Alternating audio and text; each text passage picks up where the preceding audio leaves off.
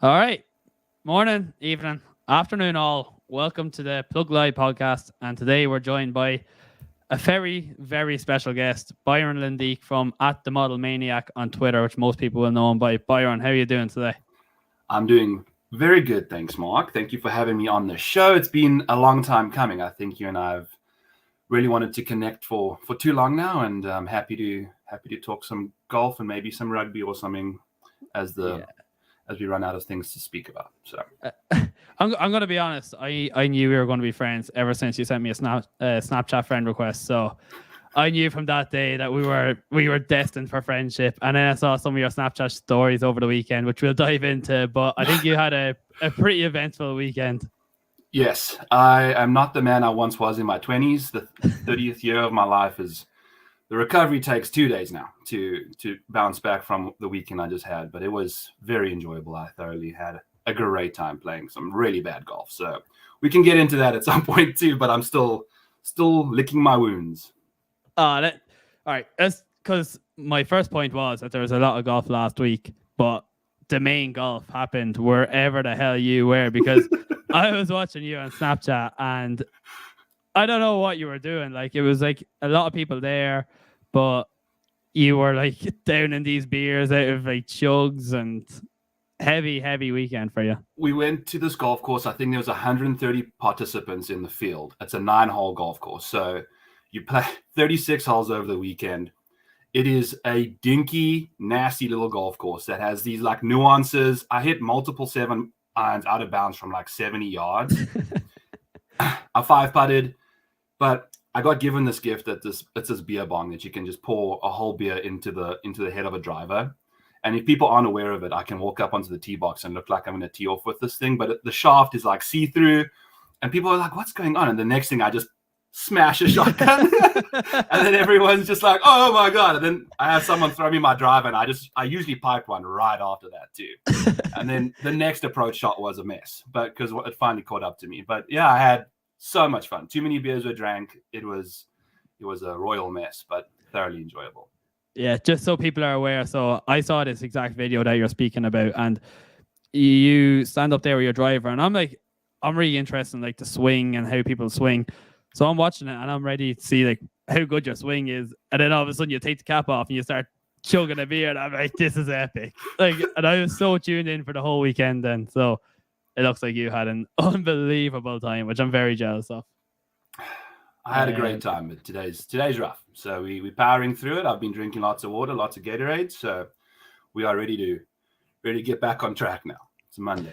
Yeah, well, there was actually another tournament last week called the WGC FedEx St. Jude, and we spoke a little bit off air about it. But Willie Z captures his first PGA Tour win. What do we think of that? Too long time coming. It also could have been another heartbreaking loss for him. If Seb just knocks one on the green there instead of putting in the drink as well. Willie Z's licking his wounds like I am, and it's just I'm so happy that things broke right for him for once. He deserves it. The guy's just he's the kind of guy that we want on this tour. Passionate, gives a crap about every little shot he hits, and it felt like he was losing a bit of steam, and then. Now he's got his dub. So I'm so pumped for him. Very excited for him. He's a superstar in the making, and hopefully this can really just grease up the wheels and go, baby. So what are your thoughts on his whole deal? Yeah, I completely agree. I think the one thing that we've realized over the last few weeks is that just because a player hasn't won before on tour doesn't mean that they're not going to win. It doesn't mean that they're a bottler. It just means that it's actually, I've mentioned this before, but like, to put yourself consistently in contention, even if you're finishing second and third every single time for 15 times, you're still like the top two players out of 100 and whatever players are that week. Like that's an unbelievable achievement. And then Willie Z, like I'm just looking through some of his major results, like tied second at the US Open this year, second at the PGA, second at the Masters in 2021. Like he's been hammering on the door. And the funny thing was last year in the first FedEx Cup playoff, we saw Tony Finau come out and he wins for the first time in like 3 or 4 years. And then Willie Z just captures his first PGA Tour win. So maybe this is like and And they're always one of the strongest fields as well. It's 125 players of the top players on the PGA Tour. And I don't know how, like, these, I don't want to say random winners, but like sporadic winners, such as Willie Z or Tony Finau, come out of nowhere and then they just win. I'm so happy for him, though. Like, I was watching with my friend last night who watches a bit of golf, but he doesn't like really support anybody, but he loves Will Zalator1s. He just loves that he's come from nowhere, really. And then all of a sudden he just shows this passion and he's so dialed in with every shot. And it was an epic win for him. And his scrambling was incredible, I'll say as well. That's awesome. Yeah. And he's such an interesting guy, like from your friend's perspective. You see this rake walk up there and then just nuke one 320. Just, you know, like if you're not familiar with what he does, it's sensational golf that he puts out of there. Just, what's he, 120 pounds soaking wet kind of thing? He's half my weight and I can't even catch him. So it's sensational golf. And the caddy switch, I think I need to switch my caddy, because every time someone switched a caddy, they've won a tournament within the next 3 starts or something like that. I think it's been ridiculous. Yeah, I saw the tweet yesterday Will Zalator1s interview after, saying that his caddy just for the whole day was saying dad jokes to him, which is sick. Like, his caddy was just walking around. Like, I can't even remember what they were off the top of my head, but like, his caddy did play a massive part. Like, but that third playoff hole, I don't know what took them so long to take the ball away from the water. Just go back to the drop zone, and we'll speak a little bit about the playoff in a second. But I think his caddy had a massive input on him. But that playoff, my God, Sepp Straka and Will Zalator1s, outrageous. Yeah, it's so crazy. And then it's so funny seeing someone like Sepp, who's been struggling a lot, like really, really badly, and then putting himself into a pressure cooker situation where everything, you need guys that have been playing good golf when you're in that kind of situation, because, you know, the confidence just probably wasn't there enough for him to, I mean, he hit a 9-9 in the water, but so did Willie, but it's just, I couldn't believe it. I couldn't believe that they both hit in the water. That was crazy. And then the ledge incident, dude, that thing was, it was crazy. The whole thing. And then, like, I can't remember who went first in the second playoff hole, but like the first playoff hole, Sepp Straka like pulls one down the left-hand side, comes eerily close to the water. Then second one, Straka goes even the more aggressive line, doesn't catch it fully, and he gets even closer to the water, has to take a free drop. And then the third playoff hole, he hits it in the water after watching Willie Z hitting in the water. And like, it was unbelievable from a spectator's point of view. But if I was one of them and I had lost, I would be kicking myself thinking, what have I done here? Yeah. I mean, the game was just held together by strings and super glue and Austrian sellotape type stuff. But it was just, it's crazy, man. And then you see them have to like shake each other's hands afterwards, and Sepp's just gutted, got nothing going for you. You've just lost, you know, like you had a really good shot at it and then nothing. But he's won one already this year. You know, it's good. We're balancing out the wins across the tour. So, yeah, no, fair play to him trying to balance it out. That's very admirable of him. So one of the things I was thinking about last night is the difference between the top players on the PGA Tour and the lower players on the PGA Tour is like so marginal. It's like Sepp Straka misses his last 6 cuts and he's able to turn it around for 1 week and put himself in contention and get into a playoff. And it's like these players, I'm not going to say Sepp Straka's as good as like Rory McIlroy, but like potential on any given week to be as good. And I think it's so fascinating to watch a player like Sepp Straka miss 6 cuts in a row, and then all of a sudden and people are like, what the hell is this doing? And not even that, they usually pop up after like 36 holes or 18 holes. He went all the way to the very end, and it makes it impossible from a betting standpoint, because I know a lot of people are interested in that. Like, who the hell had Sepp Straka last week? That's exactly it. And you can draw comp courses and, okay, his game suits this venue better than this venue, but also at the same time, I don't think Sepp even knew he was going to play well this week. So I'm sure he was just as surprised as we were. And then having to hang on from the very beginning, I think that can just drain you, right? Like, it's so much easier to have had a miracle round on Saturday, and then all of a sudden you're like, oh, I'm at the top of the leaderboard. But he was there the whole time and defending all these guys, right? Willie and Cam and the blah blah and John Rahm and Rory missed the cut even, and it's Scotty missed the cut. So we got these superstars that aren't even in the weekend field and just crazy. So I'm, mad props to him, and I'm sure he was wondering at certain points, like, what am I actually doing over here? Because I did not see this coming. So yeah. You actually bring up a great point there. So just talking about the leaderboard, because I saw a Live Golf fan page tweeted this out saying, like the leaderboard, I don't even know who was there. It was like JJ Spawn, Straka, somebody else. Troy Merritt. Yeah. They were all like top 3 after 54 holes. And they tweeted out saying, the PGA Tour must not be happy with this because there's no depth to the field and it's our best event, and they have like some of the lesser well-known players on tour at the top. And Andy Lack brought, and I feel like I'm quoting Andy Lack on every podcast this year, but he brought it up last week in his podcast that like the problem with a 54-hole no-cut event on the Live Tour is there's 25% more variance, whereby like the chance like going for another 18 holes might not seem like a lot, and people always give out the players don't close out their 54-hole leads. The tournament's only 75% done at that stage, and he brought it up, and I won't quote it directly, but like having a 54-hole tournament makes it impossible to bet on from that standpoint. But like through 72 holes within the top 10, we had Adam Scott, Matthew Fitzpatrick, Colin Morikawa, John Rahm, Tony Finau, Will Zalator1s. Like the creme de la creme absolutely rose to the top, and having a 72-hole tournament is completely different from having a 54-hole tournament. Yes. And I think you add a whole extra round of pressure cooked performance that you have to really have your game dialed, because if you 54 holes, you've got that final round once. But I think the weekend at a golf tournament is where the creme de la creme, because none of those guys that tweet must have been sent out on like Friday afternoon or whatever, or whenever, but the boys showed up.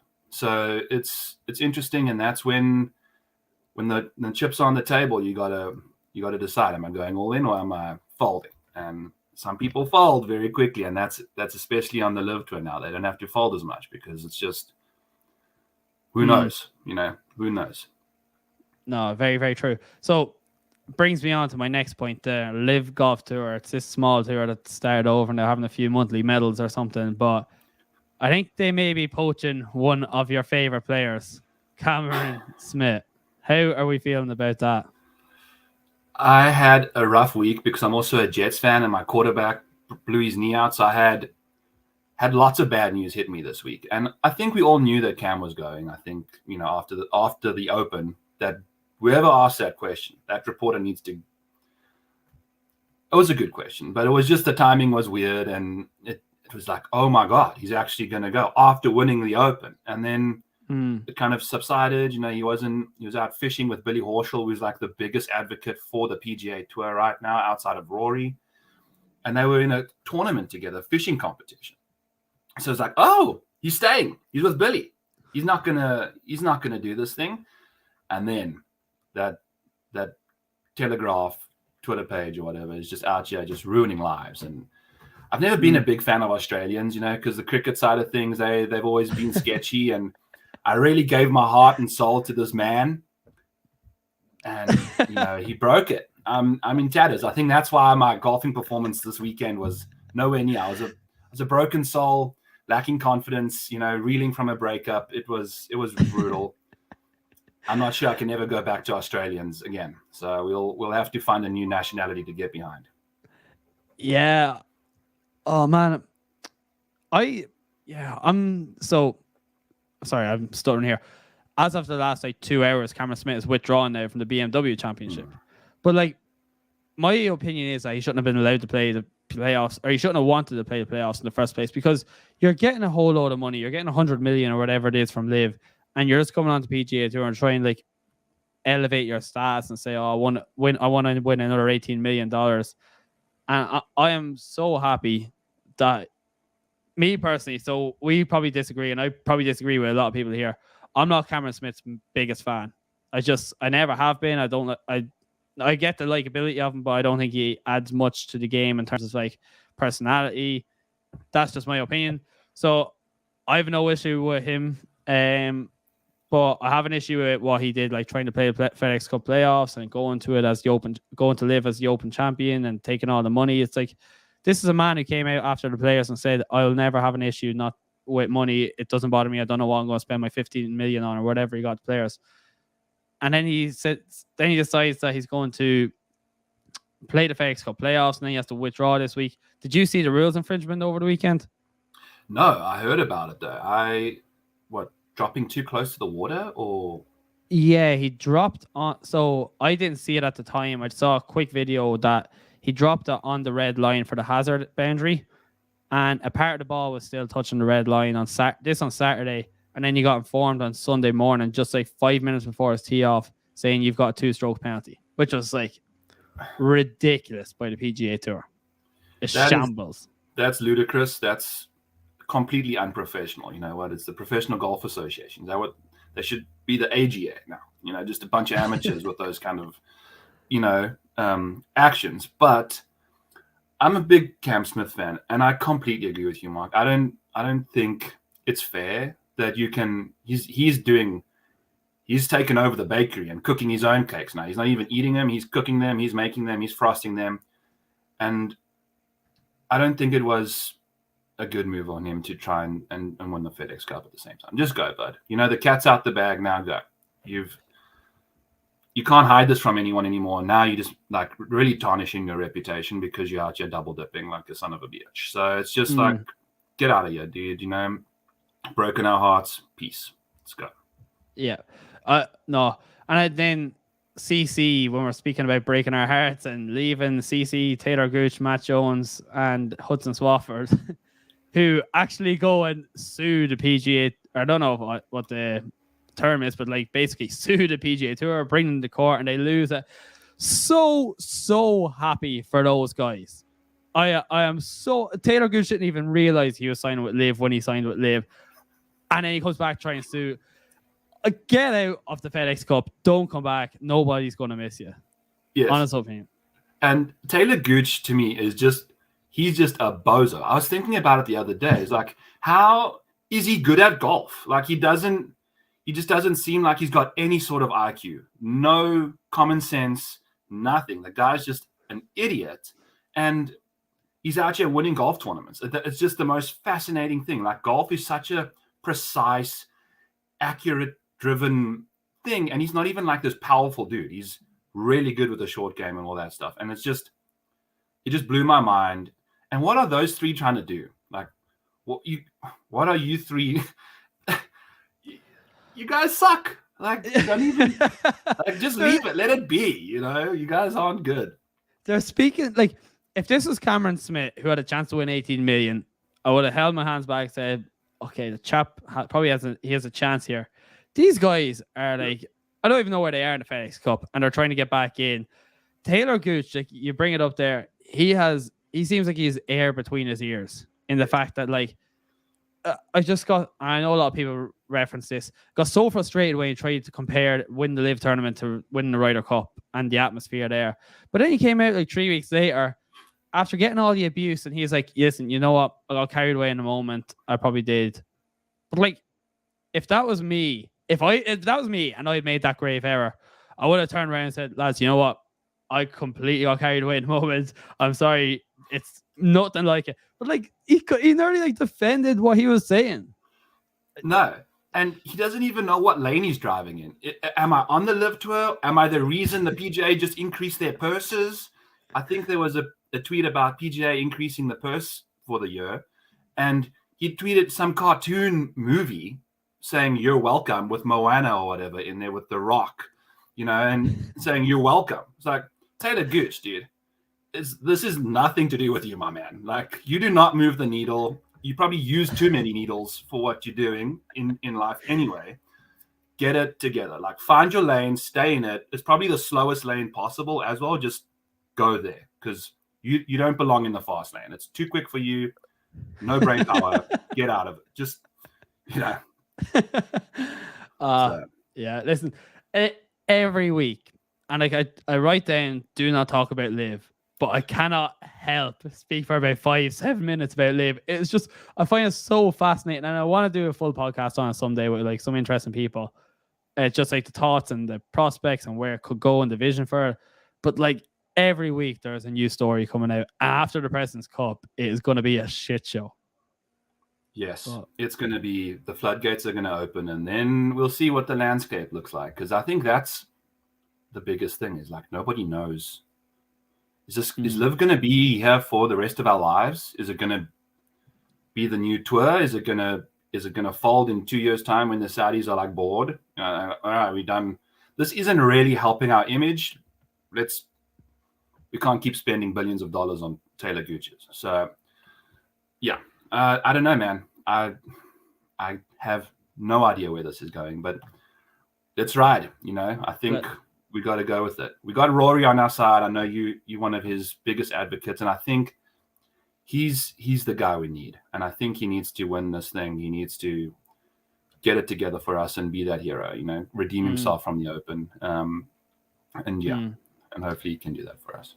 So if Cameron Smith is gone now, which we presume he is, who is your new favorite golfer? I want to say Tom Kim, but also that's just way too soon. I had a really good date with him 2 weeks ago, and I'm still got the butterflies in my stomach. I think I need to I need to put a pros and cons list together, because there's some definite cons. He learned his English in Australia, it's a no-go for me now. But I don't know. Louis used to be one of my favorite golfers. He's there now. I don't know.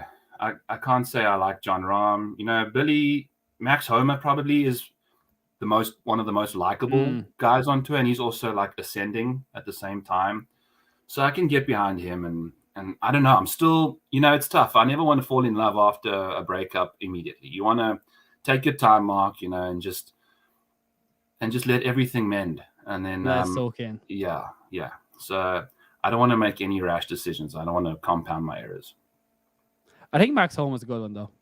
I watched him on. See, we like get a lot of Sky Sports coverage here, but when we get like Golf Channel or whatever it is, CBS or whatever, Max Home is sometimes on, and he was on 2 weeks ago. 2 weeks ago, did he play Wyndham? I think he did. Yes. Okay, right. Let's pretend he did. Yeah. And he was on the coverage, and he was just so funny and insightful, and he spoke like he's just such a likable guy. I think he's one of my favorite on tour as well. The other person is crisp. I love his swing. It's so passive, for a guy he just improved his game so nicely, and that swing is so passive and so powerful. For also, he's got that Willie Z build. It looks like his wife says he's always walking into the wind. Whenever he's walking, it's like it's an uphill battle for him, and I'm happy. I'm happy to see him having some success. So. Yeah. Who's the other guy? The other guy you mentioned was Billy Horschel. Like, what a U-turn for people.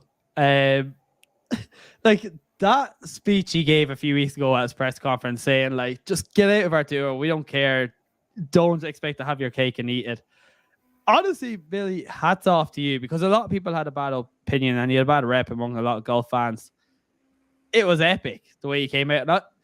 I'm going to be honest, I never really found the issue with Billy Horschel. I know a lot of people did. I don't know what he ever did to me or what he ever did to frustrate me, but I've always kind of liked him. But I was delighted to see him like earn a lot of good rep amongst the community. Yes, it's crazy, because for someone that absolutely just roasts fans whenever they like mess him around on a backswing or something, it's tough to get that. I think that's what a lot of people are, not the biggest fan of Billy, because he can absolutely just climb into you. It's like your mother's just you've come home late from curfew, and you're smelling like a few cold ones, and you shouldn't have been out, and Billy's just out there just reaming people, and it's tough to support a guy that doesn't support the people that support him, but then he comes out and says these kind of things, and then it's just like, okay, what am I doing? Like, do I like this guy or don't I? But yeah. I don't know if the perception has changed. I know you're a lot of good rep. I don't know if the perception of him has changed or people's image of him, but I loved what he did. It was like so good and impassioned, and I loved every bit of it. Yeah. And just out there fishing with Cam with the whoop strap on, like making sure he keeps his heart rate under control while he's fishing. He's an interesting character for sure. So Oh, strain of like 20 after one of those fishing sessions. All right, we do have the second FedEx Cup playoff coming up this week, which is what a lot of people will be interested in. It is the BMW Championship. It is being played at Wilmington Country Club.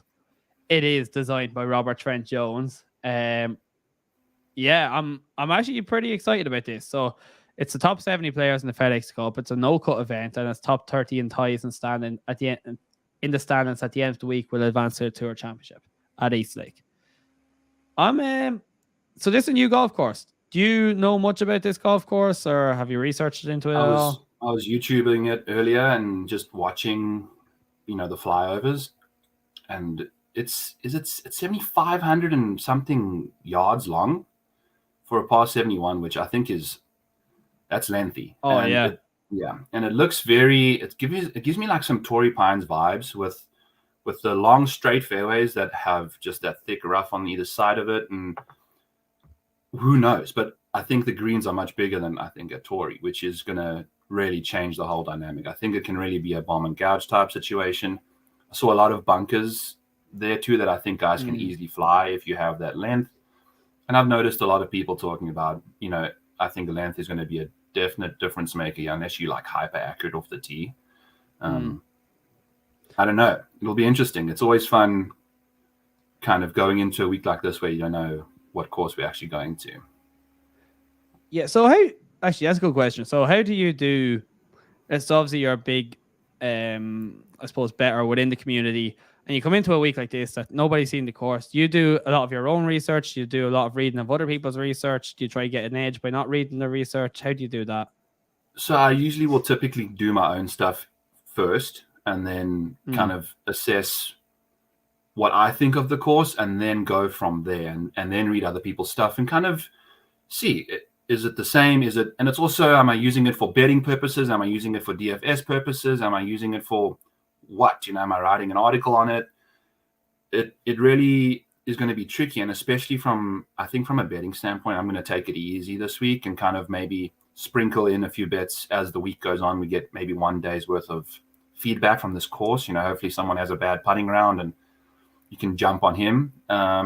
Especially with a no cut event, that's going to be fun. You can really have guys like JT and Xander, inverted commas, which used to be his bread and butter, and now he's just, I guess, winning all sorts of tournaments. But it's going to be interesting, and I think it's going to be more of a viewing week than really, trying to make money off of it, because the odds are so crap when there's only 70 guys in the field. So if you are betting on anyone, you're betting on like Kurt Kitayamas and people like that, which are, you never want to put your money on those kind of guys. So yeah, I don't know. It's going to be interesting and fun, and I don't know. Yeah, when you mentioned him there, I put Kurt Kitayama in my DraftKings lineup last week, my second ever DraftKings lineup. And oh man, I don't know where this investment is going to go, because it didn't go well last week, and I don't know what I'm going to do. But yeah, he's an interesting name that you brought up. All right, so let's dive into a little bit about this. So you mentioned there a good bit about the course. I've listened to a few podcasts earlier. I've heard a lot that lag putting, mid irons, and bunker play are going to be very important. Like you mentioned, a lot of bunkering. I heard that Robert Trent Jones, the designer of this course, actually overdoes his courses when it comes to bunkering. There's 3 par 3s measuring over 200 yards, 3 par 4s measuring over 450, 8 par 4s between 390 and 450. So a lot of like short and middle irons. And I think the majority of the length comes at the par 5s. There's like 1 or 2 that are over 600 yard long. So it's going to be an interesting week. And I don't know, I'm never a big fan when we get new courses on the PGA Tour. I'd rather see the same courses year in, year out, because I think I like the accuracy of the data and everything. But is there anybody at the top of the leaderboard that jumps out to you straight away? Yeah, it's going to be Tony. I think out of those guys that are, of the elites, multiple winners this year, Tony's got that distance off the tee. He's very, very good. Hitting that driver at 80% and just mashing it every single time. I think when he was winning, he was super accurate off the tee, and he's got that length. He's been putting lights out. I think he's and he's putting well on all sorts of different greens. And he's just got that momentum going. You know, I think he's just feeling it, and he's got the bugaboo. He's, you know, finally got over the morning of his father-in-law passing away a while ago, which that kind of stuff can really, really weigh you down, especially on the greens when like you're just indecisive and stuff. So I'm glad that he's finally playing to his ability again. And then obviously Rory at a course like this where driving is going to be an important stat to have. He's that guy. Can just absolutely just hit it so far and straight. It's incredible. So we'll see there. And then Scotty Scheffler is another interesting ball striker, but that I don't know what he's doing. He's in his head. I've never seen him show that amount of emotion ever in majors, in everything. And he's just like hitting his putter, and I don't know. I don't know. What are your thoughts on the boys? Yeah, so I love Finau as well. I think like obviously he's just playing so well at the moment, but like the thing with Finau is so impressive is he wins twice, and I used to always, my issue was that if you won once on tour for the first time in a long time, the emotional overload that people have to deal with, like I'm expecting them to miss the next cut nearly. And I think Justin Thomas did this year after the PGA, missed his next cut. And example I go back to as a true patriot is Shane Lowry win 2019 Open. He was stink for a few months after that. He was really, really bad. And I've always just had it in my head that the emotional overload, no, it's not going to, like, they're just happy to win. They're going to go out and celebrate, have a few beers. Tony Finau wins. He wins again. And then last week even, he finishes T5. And, like, I was just so impressed with the way he's playing at the moment. The thing is, when he won his last two starts, he gained 4.9 and 5.7 strokes off the tee. Last week, he only gained 0.19 strokes off the tee through 4 rounds. Like, just seemed like the driver wasn't ideal for him. But, and the other thing that Tony's so good at the moment that a lot of people probably don't speak about is like he's 39th around the green this season.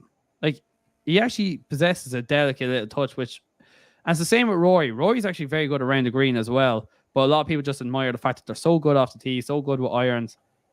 These guys are actually great around the green, and they would be better around the greens if they weren't as good of ball strikers as they are, right? Because they'd have to have more chips to do it, and they'd be on. It's kind of like the Willie Z Rory thing. Whenever you're in the mix in contention, people are always saying you can't get it done.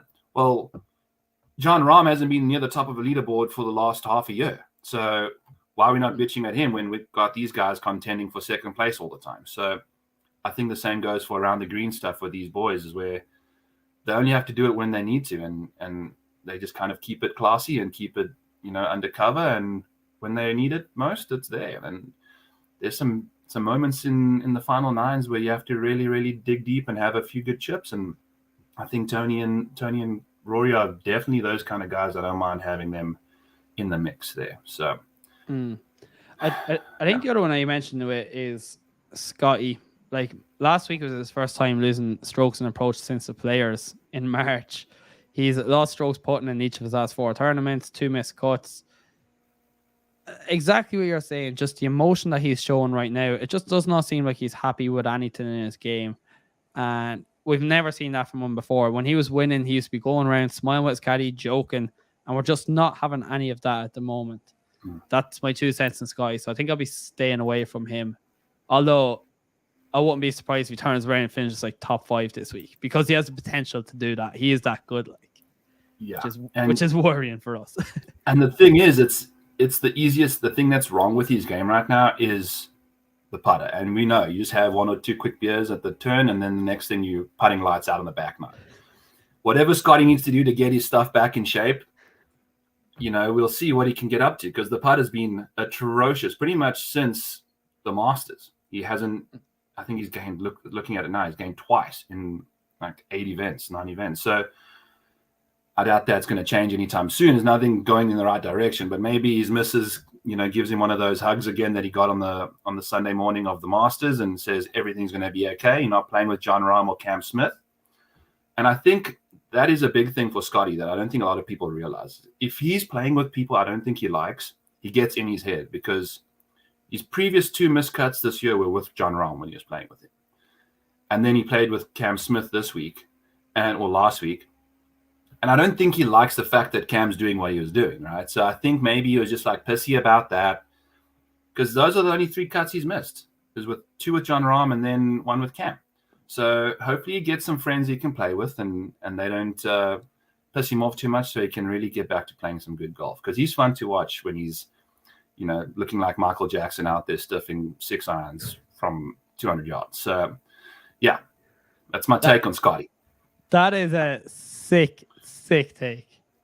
And I never thought about that. I don't even know if you've tweeted that, because I would have been all over that. That is such a good take.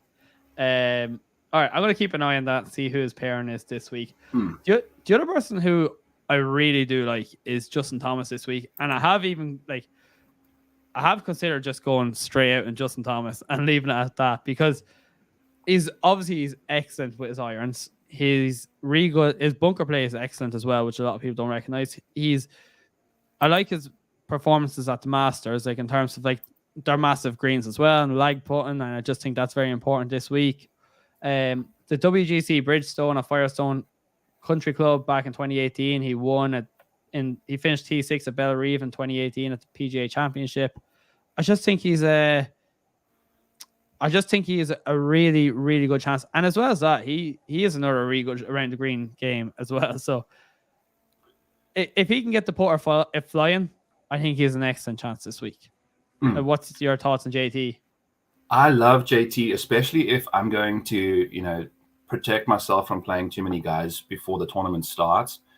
If this is a no-cut event and we've seen what he can, the Kapalua situation where it's a big golf course and the greens are big there too, but I don't think I'm not drawing a comp, but I'm just saying that when he gets in his no-cut events, he's got the firepower that if he has a bad Thursday, he can rattle off 64, 64, 63 kind of thing. And you could probably snag him at triple, quadruple the odds if he has a bad Thursday, which you don't really want. So you got to choose. Do I want to go in from him from the very beginning? Because he's always got that one round, it seems, that he just doesn't get right. So hopefully that's on a Thursday or a Friday, and then you just pounce. I think that's how I'm going to be looking at JT this week, particularly for like a top 10. If he's way out of it, he can really chase up a leaderboard quickly. Especially a no-cut event. Yeah, exactly. Interesting. Let me read off maybe like 10 names here, and you give me a yes or a no here. Or just with any of these guys stand out to you. Colin Morikawa, 22-1. Sam Burns, 22-1. Sung Jae Im, 25. Victor Hovland, 28. Cameron Young, 28. Mr. Kim, 33, is your new favorite player. Jordan Spieth, 35. Joaquin Niemann, 35. And Shane Lowry, 40. Any of those players jump out to you right now? Cameron Young, Jordan Spieth, Joaquin Niemann. I like those 3 a lot. They are actually lengthy. I say Jordan Spieth, Cameron Young, and the other guy, Young. Joaquin. Yeah, Joaquin, they hit it. They hit it quite far. They hit it quite straight, and those long irons are going to be important on those long par 3s, and the par 5s are going to need to be capitalized on. I did see one of the par 5s is like 600 and something yards, and there's water in front of it. So I don't even know who's going to be able to get on that green anyway if you're not in the fairway. And if you are, you're probably hitting a 3-wood over water from 280. So it's going to be interesting. But there's guys like Joaquin and Cameron Young who just have that insane power. I mean, Young is going to be so fun to watch around this course because it's long, and if he hits his driver so straight for someone that hits it that far. So it's going to be really fun to see what he can get up to. He makes a lot of birdies as well. And on these big greens, hopefully, it seems like the short putts have really been his issue whenever you see him on TV. It's not necessarily the long ones that are bothering him. So if you got these big greens, he can really roll in some big putts from who knows where, different area codes and all that jazz. So I like those 3 guys a lot, and especially those numbers. I think you said most of them were in the 30s. Outside of Young, I think. Yeah, on Bet365. Yeah. So I like Jordan Spieth this week, but I just don't know what to do with him. Like, he's finished miscut, T8, T10, miscut. Like, it's top 10 or miscut for Jordan Spieth. But this week is obviously a no-cut event, so he should make the cut. Fingers crossed, all going well. So. No hip injuries or anything like that flare. No. I like Jordan Spieth. The other person I like is, well, maybe don't like, but he's pretty interesting, is Victor Hovland, who's finished T20 last week, T40 Open. He's gained over 3 strokes ball striking in his last 3 tournaments, 6 strokes putting in his last 2 tournaments. Like, he's putting pretty well. And last time I checked, I think he's like a pretty good lag putter as well. Obviously, his issue is just around the green, which... But we've got the biggest greens they've ever seen, right? So he's going to be putting way more than he's chipping. So hallelujah. Let's go, Victor. I think it's a good move, right? He hits it far, hits it straight, good ball striker, great putter. I think those are the 3 things that you can really bank on this week. And what's his odds? I haven't checked him out lately, but he's got to be, somewhere. What do you think he is? 35? No. 28. I guess I'm also thinking, how much? 28. 28. Okay. I mean, I'm also thinking of a big field. I don't know why. I need to get my stuff together. But he's 28. I think we got like 11 or 12 guys that are under 20, which is, like, how do you even bet on that? That's just the crazy thing is all of these guys can win. Nobody knows what this golf course is doing. So I don't mind jumping on a few guys outside of the 20s. Also, Victor's one of those guys that has that one random bozo Taylor Gooch round, and then he fires away for the other 3. So him and JT are definitely 2 guys I think I like a lot from, a live ad if they have a weird meltdown early. For sure. Just scrolling a little bit further down here, because unless there's anybody else there that you like we have like Burns, Morikawa, Sung Jae Im. Either of those appeal to you? Sam Burns isn't. If I'm picking between the 3 of those guys, I'll probably go to Sam. But I think Corey Connors is a interesting individual at this course. He doesn't hit it very far, but he hits it very, very straight. So he's going to be from the fairway a lot. He's not going to be relying on distance to get it done. And he's also shown over the last little bit, his putter has got much better.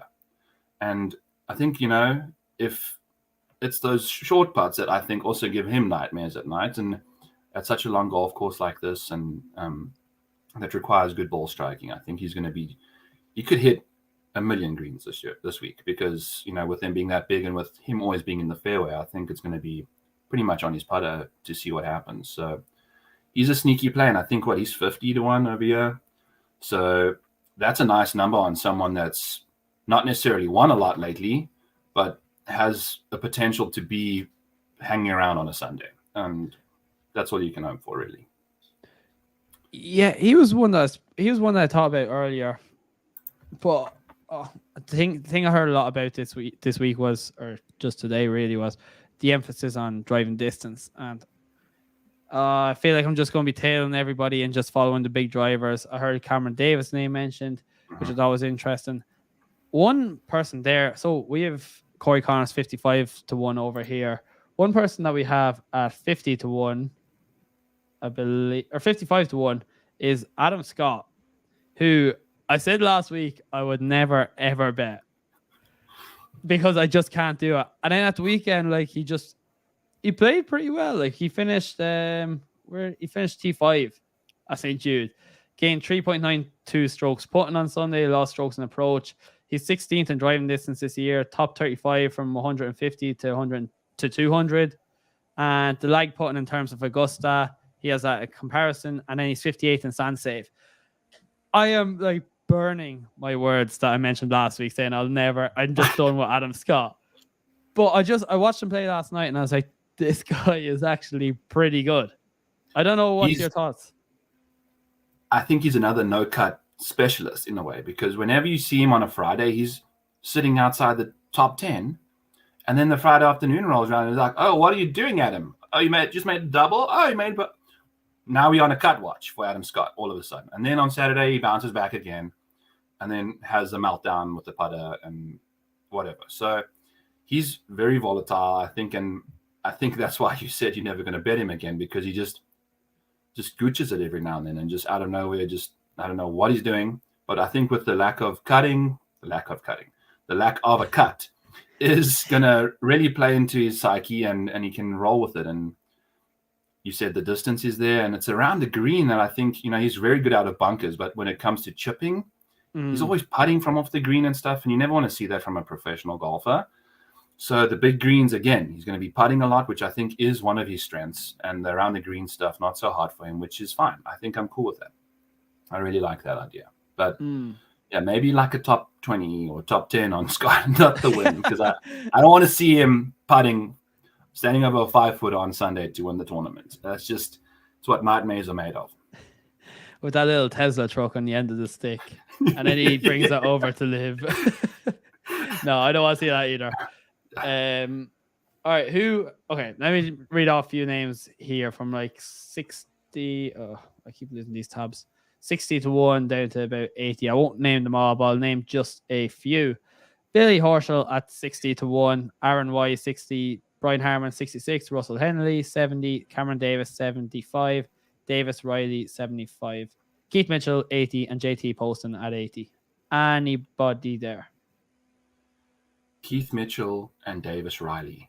Davis Riley's been one of those guys that he had like 3 top 10s or 4 top 10s in a row, 4 top 7s or something ridiculous, and then kind of went off the boil. Very good putter, very good drive of the golf ball. I think he hits it quite far too. I'm not quite sure his distance off the tee, but he seems like there's always a hole that he makes an 8 on. And I feel like at this golf course, when I was looking at it, there's water, but it's not. It only comes into play in 4 holes this week. So he's only got 16 holes he can really butcher, but I'm going to probably eat those words because who knows what he can get up to. But I feel like with less water, less like hazards, there's less opportunity for him to make 8s. And he's really, really good on the greens, and he's, a great drive of the ball. So if he can get back to hitting his irons nicely like he was, I really like him. And there was a point in time when Davis Riley was like 22 to 1. Was about to bring up the exact same point. So he's now, what, 80? 75, I'm seeing? Yeah, 75, 80. And he's shown he can put himself in the mix. And he's shown he can eject himself out of the mix very quickly too. But at 80 in this field, four days in a row, you're going to be guaranteed you can have him there. And I like that. I love that number, especially in this field. There's only 70 guys. So someone that's been inside the top 10 like that much for him, love to see that from him. And then Taylor Pendrith is also another one of those bombers. He is one of I think he hits it even further than Cam Young. So he's been playing some really good golf too. He, even at courses we shouldn't really be playing all that, he's been doing good stuff at. So we'll see what he can get up to. And he hits those long irons really nicely too. And I think he's also a very good putter. So that's all the driving and putting, I think, is going to be my 2 things I'm looking for from guys. And another guy that matches that mold is Keith Mitchell. So, and they all the way down yet too. I was very surprised to see Keith Mitchell at 80 to 1. I feel like he's been playing a lot better than maybe like 80 to 1 suggests. And he fits this course pretty well in terms of like the massive drive, and he can take a lot of the bunkers out of it. It's FedEx St. Jude. He finished tied 31st. He only gained 0.01 or 0.04 strokes in approach. He finished tied for 54th at the Wyndham. He's just 80 to 1 for a 54th and the 31st coming in, and going to a course where he can potentially use his distance to get a handover on the field is pretty interesting. One other person that I thought was pretty good, who finished tied for 13th last week, was Sahith Theegala, who's coming to a course where he ranks 65th in driving distance. It's not exceptional, but it's definitely within the top 40% or whatever it is, 50%. Scrambling, he's 28th. He's not great from the sand, but I think what I realized last week is I just love tee to green players.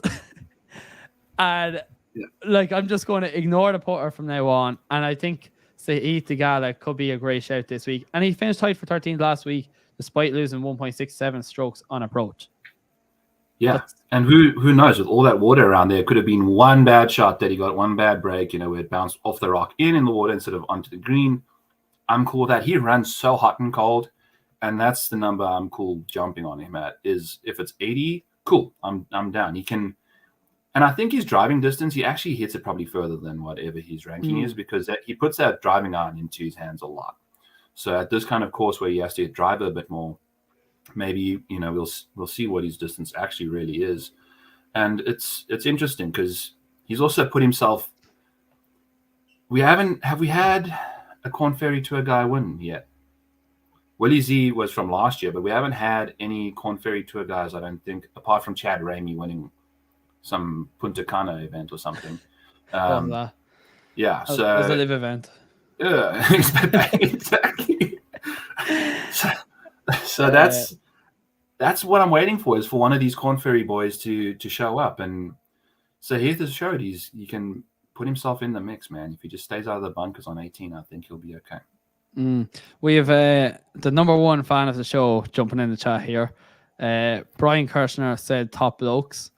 Over in South Africa, what do you use? So Brian always says blokes to me, even though in Ireland we've never ever said the word bloke in our life. What do you use in South Africa? A China or a brew. Like, what's up, brew? What's up, China? Yeah. It's brew in China. It depends. Also, like you've got your Chinas and you got your brews, you got your Kazis. It depends if you want to get real slangy with it. And blokes are Matty Fitz kind of blokes, hey. So when I'm tweeting at you later, I'll say, "Oh well, brew." Yes, brew. Yes, lots of brews over in SA. So it's been a while, and I have to like almost crash course myself on the slangs. But give me a few cold ones, and I'll be chatting like no blokes though. I love it. He also says only play Teagues at TPC courses, which is fair enough. And BK, listen, you can give all your hot takes in the world next week when you have it on. Thanks very much, you big brew. Yes. All right, let's keep moving through here. I really don't want to go through absolutely everybody here, but people outside the 100-1 range. Siwoo Kim, Seamus Power has been like pretty disappointing recently. Mito Pereira, Keegan Bradley, Varner, Noren, McNeely, Kisner, McCarthy, Stallings, Merritt, Griot, Wyndham Clark, Trey Mullinax. Anybody there who jumps straight out to you off the page? Scott Stallings, I think, is him and Grillo. I think I'll probably fiddle a little bit with Grillo again out in the hundreds. He hits it very far and hits it very straight. And he hits his irons very nicely too. And the putting is okay sometimes. It's the around the green stuff for Grillo that's a massive problem. And I'm just completely, like you said, you're ignoring the putting. I'm just ignoring around the green, especially with these massive greens. If you're hitting it in the fairway, you're hitting it on the green. These greens are massive. And he's around the green stuff has been really average lately. But the putting is actually, that's what got him into contention this week or last week. So we'll see what he can do. And then Scott Stallings is another guy that's just been hitting the crap out of the golf ball. And like you said, you're a big tee to green guy. Scotty Stallings he's there. He's like one of the top guys on approach. Strong boy, hits it probably, I don't know what his distance is off the tee, but you got to imagine by the looks of him, he's out there just pounding it down there. So those are the two guys, and I'm so sad that Seamus hasn't been playing well. He's like one of my favorite players, dude. And he might be in there because I haven't had an Irishman break my heart yet. So I'll jump continents, maybe, start a new dating pool and see what goes on, with the Irish guys. Yeah. So, okay, we're just touching Seamus Power first. He's like finished miscut in his last two starts. He's losing stroke. Like he lost 8 strokes ball striking through 2 rounds last week. I didn't see it. What the hell do you have to do to lose 8 strokes ball striking? But I do like Seamus Power. He seems like a very, very likable guy. In terms of patriotism, I don't think he's as patriotic as Shane Lowry. He doesn't. I think he's a lot harder to reach than Shane Lowry is, from what I've heard. But when he came over to the Adair Manor Pro-Am, he spent like 15 minutes in between a hole just giving out signatures to kids now from the sign hats. And his caddy was there, and he's like, come on. And she was like, no, I'm going to sign all of these. So he's a very likable guy. I just wish he was playing a bit better right now.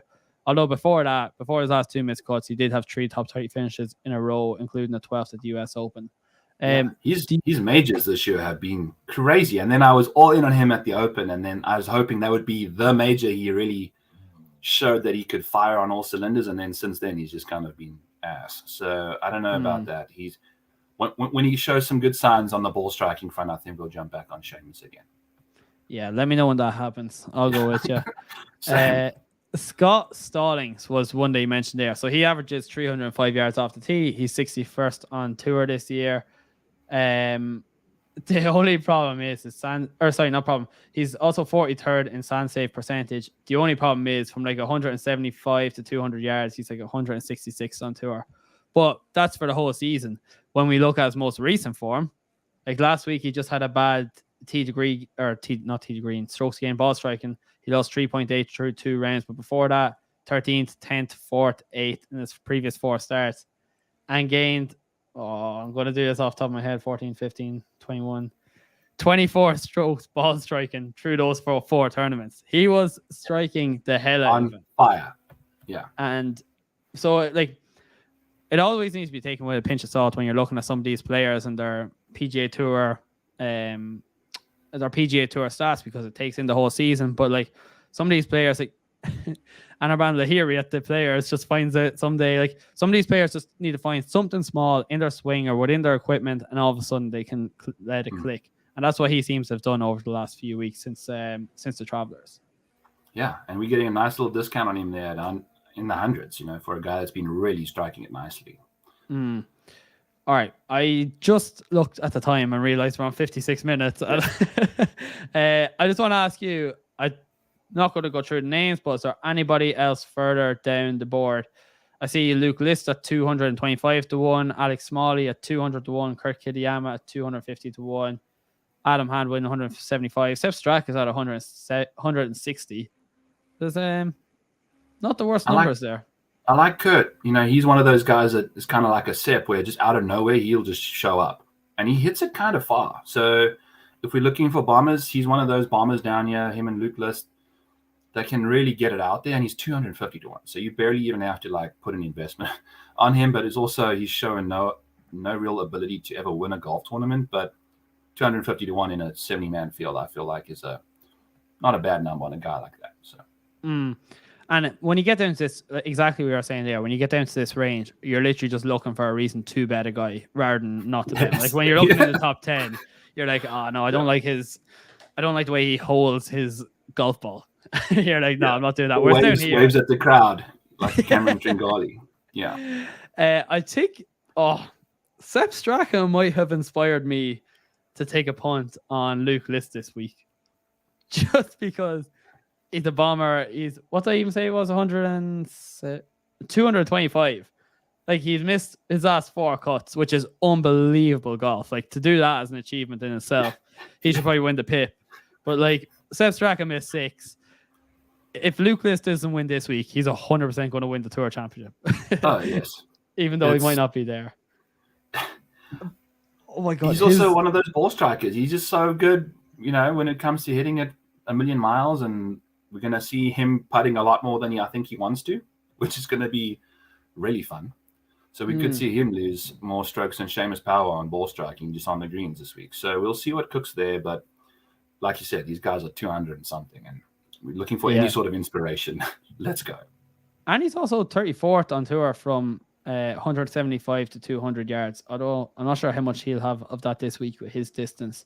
But when you get into the short game category, my God, my face has just lightened up with the amount of red I am seeing in strokes gained. But it's so sick. I don't know how you can consistently lose that many strokes ball striking. And stay on tour. Like, how do you suck at putting that bad and still maintain professional tour status for that many years? Blows my mind. God. Blows my mind. It's sick. We need to do this thing that I do every single week. All right. So usually I do top 20 hot or not. And I've done it the last few weeks with different guests. This week, because we've only limited field, you're going to say top 15 or not. So if a player is going to finish top 15 or not, it needs to be within 1 minute. And you say yes or no. I'll give you 10 names. All right? Yes. Joaquin Niemann. Not. Shane Lowry. Not. Hideki Matsuyama. No. Max Homa. Yes. Tyrrell Hatton. Hot. Yes. Corey Connors. Yes. Adam Scott. No. Billy Horschel. No. Aaron Wise. Yes. Brian Harmon. No. I barely listened to those because I was trying to track in my head how many I was after saying because I lost. I think I said yes to Max, Corey.